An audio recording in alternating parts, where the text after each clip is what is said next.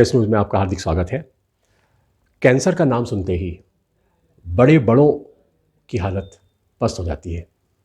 ये एक ऐसी बीमारी है जो न केवल मरीज़ को शारीरिक बल्कि मानसिक रूप से भी तोड़ देती है।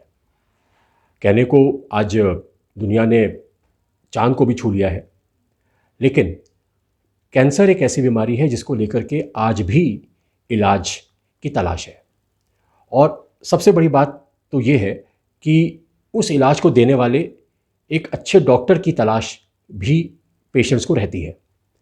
कैंसर बिना बुलाए मेहमान की तरह घर आ जाता है और इसकी स्थिति या इसकी हालत वही समझ सकता है, वही बता सकता है जो इससे जूझा हो या किसी परिवारजन इस बीमारी से पीड़ित रहा हो। अच्छे डॉक्टर की तलाश के बिना ही वो अपना इलाज जल्दबाजी में शुरू करा देता है।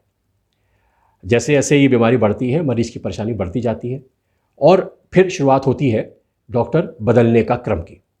एक के बाद एक मरीज डॉक्टर बदलता है कि शायद भगवान के रूप में कोई डॉक्टर उसको बचा ले, उसके सिर पे हाथ रख दे और उसको बचा ले।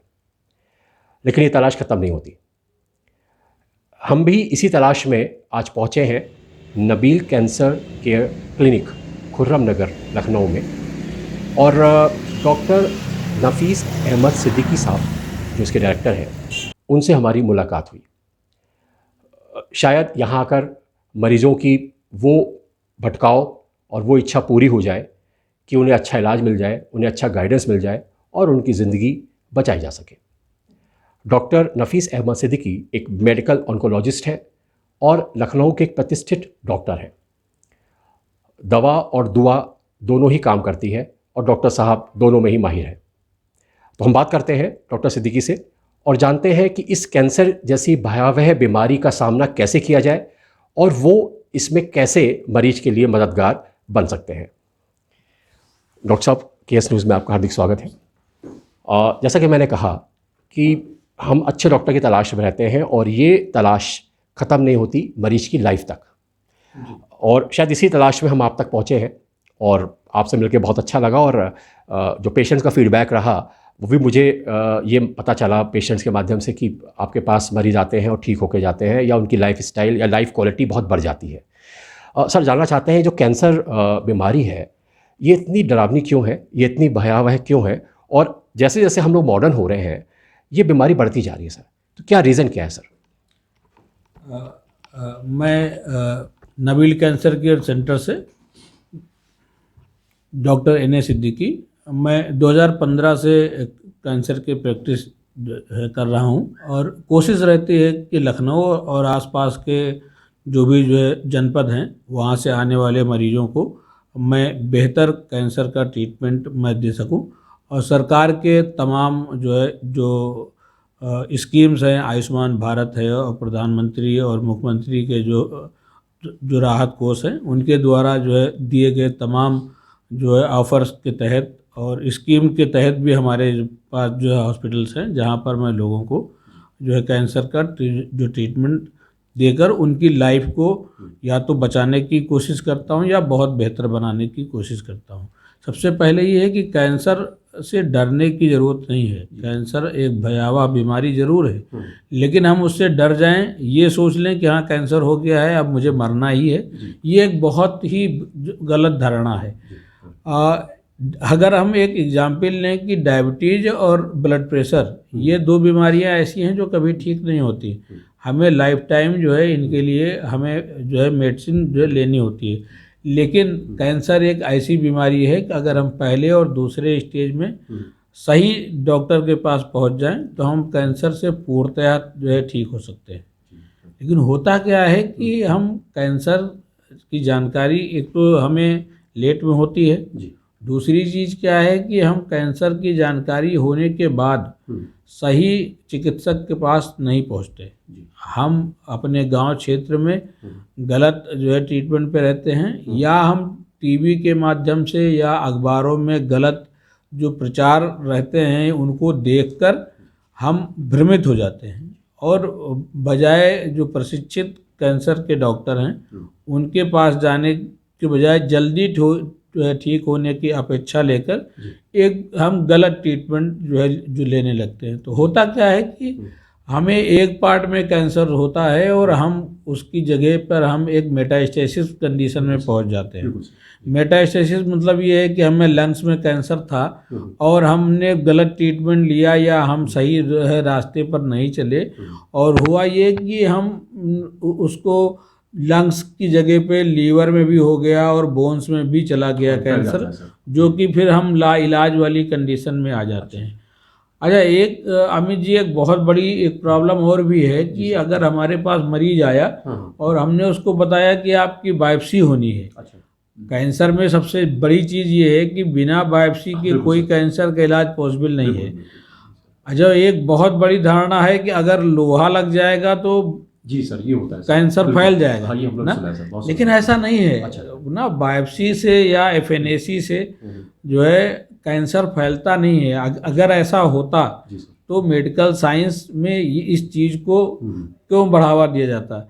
बिना बायोप्सी के कैंसर का ट्रीटमेंट पॉसिबल नहीं है। अगर कोई भी डॉक्टर बिना बायोप्सी के कैंसर का ट्रीटमेंट कर रहा है तो वो आपके साथ जो है खिलवाड़ कर रहा है। भाई, बिना बायोप्सी के तो हम बीमारी पकड़ ही नहीं पाएंगे किस तरह की बीमारी आपको है। एक नॉर्मल सा उदाहरण है कि अगर बुखार हफ्ते भर आ रहा है तो हम उसकी जो है जांच कराते हैं ब्लड से कि इसको मलेरिया है कि टाइफाइड है कि या डेंगू है। तो जब हमें उस बुखार का प्रकार पता चलता है तब हम ट्रीटमेंट करते हैं। उसी तरह बायोप्सी भी है। अगर हम बायोप्सी जो है पद से करेंगे, बायोप्सी से पता चलेगा कि किस तरह का कैंसर है। जब वो हम कैंसर पकड़ पाएंगे तब हम उसका इलाज करेंगे। अब अगर हम ये डर अगर हमारे अंदर है कि हम बायोप्सी कराएंगे तो फैल जाएगा ना, ऐसा बिल्कुल भी नहीं है। तो बिल्कुल जो है डरने की आवश्यकता नहीं है। हमें डॉक्टर के बताए हुए रास्ते पे चलना है, बायोप्सी करानी है और कभी कभी स्टेजिंग पता करने के लिए पेट स्कैन कराना होता है। पेट स्कैन कराना है, फिर डॉक्टर फिर वो डिसाइड करेगा कि हमें पहले सर्जरी करनी है, कीमोथेरेपी करनी है या रेडिएशन देना है। जो वो डॉक्टर तय करेगा उसके बताए हुए ट्रीटमेंट के अनुसार हमें चलना है। और अगर हम उसके बताए हुए ट्रीटमेंट के अनुसार चलते हैं तो वो दिन दूर नहीं है कि हम अपने कैंसर से जंग नहीं जीतेंगे। हाँ, हमें कैंसर से हारना नहीं है, हमें कैंसर को हराना है। जब हम इस चीज़ से एकदम अपने आप को सुदृढ़ कर लेंगे तो बहुत जल्द हम अपने कैंसर को हराएंगे और कैंसर से मुक्ति पाएंगे ना। अगर हम पूरी तरह से कैंसर से नहीं ठीक हो पा रहे हैं तब भी हम अपने कैंसर को दर्द रहित बना पाएंगे, अपनी लाइफस्टाइल को बेहतर बना पाएंगे और हम अच्छे से जो है जी पाएंगे। तो डरना नहीं है, सबसे पहला काम है। सर, ये बहुत बड़ी बात है कि एज अ डॉक्टर आप मरीज़ को अगर आपके वर्ड्स ये सुन लेगा तो उसकी हिम्मत बहुत बढ़ जाएगी। और ये वर्ड्स एक अच्छे डॉक्टर से सुनने को बहुत कम मिलते हैं, क्योंकि आप काम कर रहे हैं, आप में बहुत ह्यूमैनिटी है और आप इन चीज़ों को करते हैं। तो लेकिन सर ठीक है सर, डरना नहीं चाहिए। लेकिन अब जो पेशेंट है जो इस परेशानी से जूझ रहा है, तो अब वो एक तो पहले डिसीजन ले पाता किस डॉक्टर के पास जाए, और जिस डॉक्टर के पास जाए उसके बारे में उसको पूरी जानकारी भी नहीं होती है। तो ऐसे मरीजों को क्या कहना चाहेंगे? सबसे पहले तो जो लक्षण है ना कि अगर कोई भी घाव वाला कैंसर है, जैसे मुंह का कैंसर हो गया या कहीं चोट लग गई या कुछ ऐसा हुआ, सर बेसिक इसका तो मतलब कैंसर क्या है? बेसिक सर कैसे पहचानेंगे सर? बेसिक कुछ ऐसा तमाम तरह के कैंसर हैं ना। जैसे अगर मुंह का कैंसर है, मुंह में छाला आ गया या कोई घाव आ गया या दांत से हमारे कट गया, कोई ऐसा घाव शरीर में कहीं भी हो ना जो 15 दिन महीना भर हम उसका इलाज कर रहे हैं और वो ठीक ना हो, बढ़ता जा रहा हो, उससे खून का रिसाव हो रहा हो, पानी का रिसाव हो रहा हो, चाहे वो हमारा मुंह हो या ब्रेस्ट हो या कहीं का भी जो है घाव हो या एनल का हो, तो वो एक साइन है कि कैंसर हो सकता है। या अगर हमारे फेफड़े का मामला है या इस तरह की चीज़ें हैं, बुखार या ब्लड का कैंसर है, बुखार जो है लगातार आ रहा हो, वजन घट रहा हो, खांसी जो है लगातार आ रही हो और हम ट्रीटमेंट कर रहे हो, फिजिशियन हमें मेडिसिन दे रहा हो और हम महीने भर तक हमें आराम जो अपेक्षा हो वैसा आराम ना मिल रहा हो, तो वो भी कैंसर की जो है निशानी है कि कैंसर हो सकता है। तो हमें तुरंत एक एमडी फिजिशियन को दिखाना चाहिए और उसकी जो है सलाह लेनी चाहिए कि क्या डॉक्टर साहब ऐसा है कि ये हम ट्रीटमेंट ले रहे हैं, महीना भर हो गया है, हमारा घाव नहीं सूख रहा है, या हमें बुखार नहीं ठीक हो रहा है, और टाइफाइड भी था ठीक हो गया, फिर भी बुखार आ रहा है, खांसी आ रही है, क्या कैंसर हो सकता है, इसकी भी जांच हमें करानी चाहिए।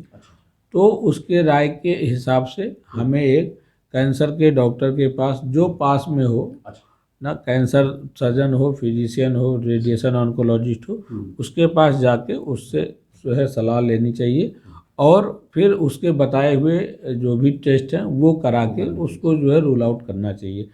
साइन हमारी बॉडी में दिखते हैं कहीं ना कहीं, अगर कहीं ब्रेस्ट का कैंसर है तो कोई गांठ होगी, उसका साइज जो है चेंज हो रहा होगा। अगर कहीं जो है हमारे बॉडी में इन्फेक्शन आ रहा है, फेफड़े का कैंसर है, तो खांसी जो है लगातार महीने भर आ रही होगी। खांसी में जो है बलगम आ सकता है, ब्लड आ सकता है, बुखार आ सकता है। अगर हमारे जो है घर में किसी जो ब्लड का कैंसर है तो हमें जो है लगातार जो है महीने भर जो है बुखार आ सकता है। बुखार जो है छोड़ छोड़ के आ सकता है कि 2 दिन आया और 3 दिन नहीं आया। बहुत हाई ग्रेड फीवर आ सकता है। हड्डियों में, मांसपेशियों में जो है दर्द हो सकता है। वजन अचानक से जो है घट सकता है। ये सब साइंस हैं। अगर ये सब चीज़ें हो रही हैं तो हमें अपने आप को सोचना चाहिए कि हाँ, ये कोई जो है बीमारी हो सकती है और हमें डॉक्टर के पास जाना चाहिए। सर, इसमें कैंसर के ट्रीटमेंट में सबसे ज़्यादा प्रभावी क्या है, जैसे रेडिएशन या कीमोथेरेपी या सर्जरी? अलग अलग कैंसर में अलग अलग चीज़ें प्रभावी हैं। किसी भी कैंसर में ये कहना कि हाँ रेडिएशन ही सबसे ज़्यादा अच्छा ट्रीटमेंट है या कीमोथेरेपी ही जो सबसे अच्छा ट्रीटमेंट है, ये कह पाना मुश्किल है। किसी कैंसर में सबसे पहले हमें सर्जरी करनी होती है, किसी ट्रीटमेंट में हमें सबसे पहले जो है सिकाई करनी होती है और किसी ट्रीटमेंट में हमें कीमोथेरेपी करनी होती है। तो ये कैंसर जो है वो डिसाइड हम करते हैं कैंसर किस तरह का है और हमें पेशेंट के साथ सबसे पहले कौन सा ट्रीटमेंट करना है। सर, एक सवाल और, एक कैंसर फ्री इंडिया को लेकर के एक आपका एक कॉन्सेप्ट है, एक मुहिम है जो आपने चलाई हुई है।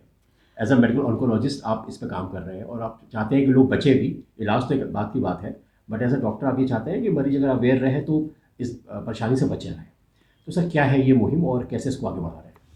कैंसर फ्री इंडिया एक मुहिम है हमारी, और हमारे साथ साथ हमारे देश के बहुत ही नामी और बहुत सारे प्रतिष्ठित कैंसर स्पेशलिस्ट ने पहले से भी इसको जो है चला रखी है। और कैंसर फ्री इंडिया मैंने जो है लखनऊ में भी स्टार्ट की, बहुत 1-2 एनजीओ के साथ स्टार्ट की 2021 में, लेकिन वो मुझे पूरी तरह जो है सफल जो होते नहीं दिखी। लेकिन वो 2024 में मैंने जो है कैंसर फ्री इंडिया दोबारा जो है स्टार्ट जो है करने के लिए उसको जो सोचा है। और इस जो मुहिम में एक जो है ट्रस्ट के तहत, जो ट्रस्ट जो है कैंसर फ्री इंडिया के लिए जो है मैंने बनाई, cancer care and welfare trust, जो कि मेरी वाइफ हैं, मेडिकल माइक्रोबायोलॉजिस्ट हैं, डॉक्टर निसाब सिद्दीकी, उनको मैंने आगे किया इस मुहिम के लिए। और उन्होंने अपनी टीम जो है बनाकर इस मुहिम की जो है शुरुआत भी की। और इस मुहिम के तहत, कैंसर फ्री इंडिया के तहत मेरा सपोर्ट उनको पूरी तरह से है। और मैं चाहता हूं कि जो एक कैंसर फ्री इंडिया है वो मैं अपनी प्रैक्टिस और अपने हॉस्पिटल्स और क्लिनिक में बिजी हूँ और उस नाते में पूरा टाइम नहीं दे पा रहा हूँ। लेकिन कैंसर फ्री इंडिया की मुहिम को लेके डॉक्टर निशा जी का जो भी उद्देश्य है, जो भी उनके उत्साह हैं, उनकी टीम का जो उत्साह है, उससे काफ़ी मैं प्रभावित हुआ। और वो अपने जो है उस उत्साह को जो है लेते हुए अभी उनकी मीटिंग भी और सारी चीज़ें हुई हैं। मैं चाहता हूं कि लोगों को कैंसर के लिए अवेयर किया जाए, ना। उनके तमाम जो है मोटो, बहुत सारी चीज़ें हैं उनकी टीम के, और उनके बहुत सारे कॉन्सेप्ट हैं जिसके तहत वो समाज को और लोगों को जो है जागरूक करने का आने वाले 2-3 महीनों में प्रयास किया जाएगा हमारी जो है ट्रस्ट के द्वारा। और जो है मैं पूरी तरह से उस ट्रस्ट को और डॉक्टर निषाद जी को बधाई देना चाहता हूं कि वो कैंसर फ्री इंडिया को लोगों के बीच में लेके जाएं। और मैं लखनऊ की और जो भी जो हमारे इस वीडियो को देखें, मैं उनसे मैं रिक्वेस्ट भी करूंगा कि कैंसर फ्री इंडिया का लोगो या कैंसर जो फ्री इंडिया का को जहां भी देखें, जो भी इस मुहिम को जो है चला रहा है उसको पूरी तरह जो है सपोर्ट करें ना। कैंसर फ्री इंडिया का कहीं भी किसी भी पार्क में प्रोग्राम हो रहा हो और कहीं भी उसको वो देख रहे हों, तो मेरा ये है कि उसको ये ना सोचें कि नहीं ये तो हमारा काम नहीं है, या हमारे घर में कोई कैंसर का पेशेंट नहीं है, या हमारे घर में कोई कैंसर का लेना देना नहीं है। तो ये 4 लोग 10 लोग जो खड़े हुए प्रोग्राम कर रहे हैं, इनसे हमें क्या करना है। लेकिन हमें जागरूक होना है, हमें लोगों को जागरूक करना है। तो मेरा कहना ये है कि अगर 4 लोग 10 लोग कहीं भी खड़े होकर कैंसर अवेयरनेस के लिए कैंसर फ्री इंडिया का नारा दे रहे हैं, तो उनका सपोर्ट करें ना। और ताकि हम अपने देश को और अपने देश के साथ साथ पूरे वर्ल्ड को कैंसर जैसी भयावह बीमारी से मुक्ति दिला सकें। हम पूरी तरह तो ये नहीं कह सकते कि हम कैंसर फ्री इंडिया कर सकते हैं, लेकिन अगर हम जैसे तमाम लोग इसी तरह जुड़ते रहेंगे तो हम अपने देश को कम से कम कैंसर फ्री इंडिया से, जो आज के दौर में इतने ज़्यादा पेशेंट बढ़ रहे हैं, टीनेज में जो नई एज में लोगों को 20 साल 22 साल की एज में जो किडनी कैंसर के पेशेंट हो रहे हैं, स्टमक कैंसर के पेशेंट हो रहे हैं। क्योंकि वो हमारी लाइफ स्टाइल बहुत ख़राब है, हमारा खान पान बहुत ख़राब है, ताकि हम उनको अपने इस मुहिम के तहत जागरूक कर सकें, अवेयर कर सकें कि जो है ये क्या है। तो मैं लोगों को चाहूँगा कि हमारी इस मुहिम से लोग जो है जुड़ें और लोगों को भी जो है जोड़ें, ताकि हम अपनी मुहिम को कामयाब कर सकें, अपने देश को कैंसर फ्री इंडिया कर सकें।